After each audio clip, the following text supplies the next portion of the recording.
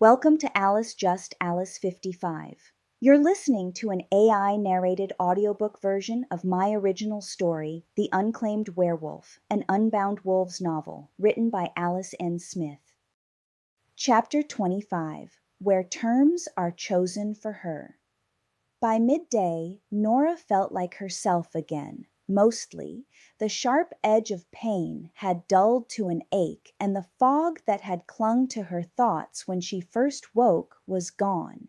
She could move freely enough, pace the clearing, stretch without wincing, so long as she didn't forget about her arm. That was the problem. The bandages held clean and tight, but shifting would tear them apart. She could feel it instinctively, the way her body resisted the change like a hand braced against a door. It left her human, and she hated that. Eamon had taken it upon himself to hunt.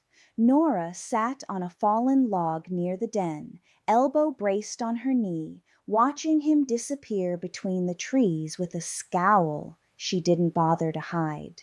"This is stupid," she muttered. Morcel flicked an ear in agreement.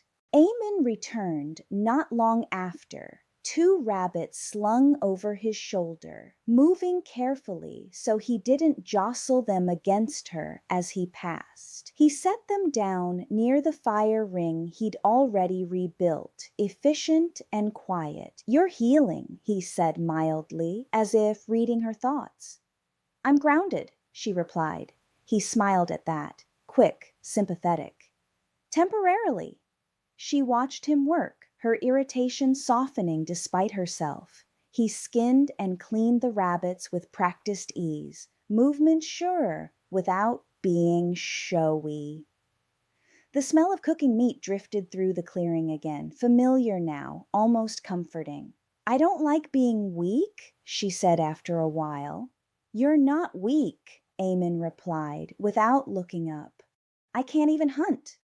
"You could," he said. "You're choosing not to make it worse." That wasn't the same thing, and they both knew it. She crossed her arms, then immediately uncrossed them with a hiss and a glare at her own arm. Eamon noticed and pretended not to. They ate together when the food was ready, the rhythm of it easy now. She was quieter than she had been that morning, energy ebbing and flowing in frustrating waves. After a time, Eamon said carefully, "There's something you should be prepared for." She looked at him sideways. "That usually means I won't like it." "No," he agreed. "You won't." "The council," she said flatly. "Yes." Her jaw tightened. "They'll hear about the attack," he continued, "and the blood. They'll decide you're vulnerable." "I'm not." "I know. That never stops them." "No." He hesitated, eyes flicking briefly toward the tree line. "They'll probably send protectors." Her reaction was immediate and visceral. "Absolutely not." "I don't think they'll ask." She pushed to her feet, anger cutting clean through her fatigue.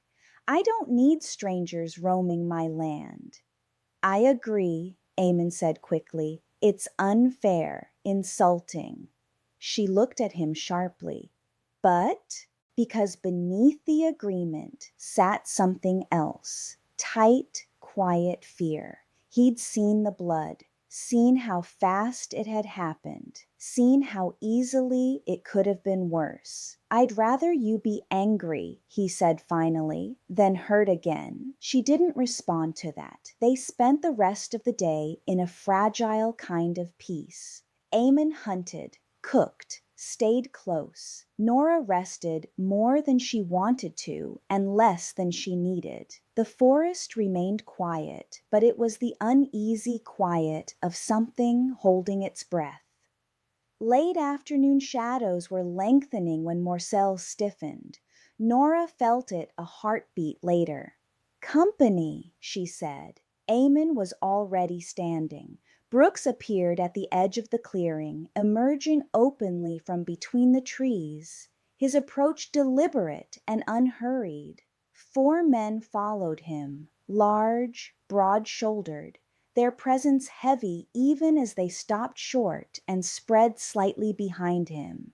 They did not advance farther. Brooks alone stepped forward into the open. "I owe you an apology," he said. "For yesterday, Nora didn't move. You crossed my border, yes. And now you're here, yes." She waited. He exhaled slowly. "You're not going to like why." That got her attention. "The council has decided," Brooks continued, "that you require protection." Her disgust was immediate. "I do not." "They've assigned 4 protectors," he said, gesturing behind him. "You're expected to allow them to remain nearby so they can do their job." Her voice was cold. "They can stay at the perimeter." Brooks didn't move. "You were attacked, injured, and I survived." "Barely," he countered. "And next time you might not." Eamon shifted beside her. "I'm here." Brooks' gaze slid to him. "You can't serve as her protector." Nora snapped her head toward him. "Excuse me?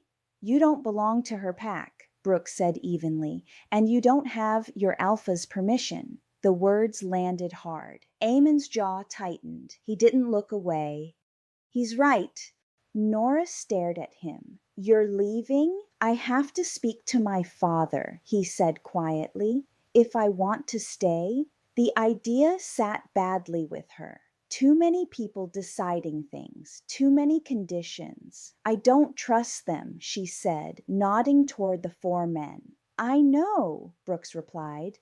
"That's why I'll stay." She looked at him then, sharp and incredulous.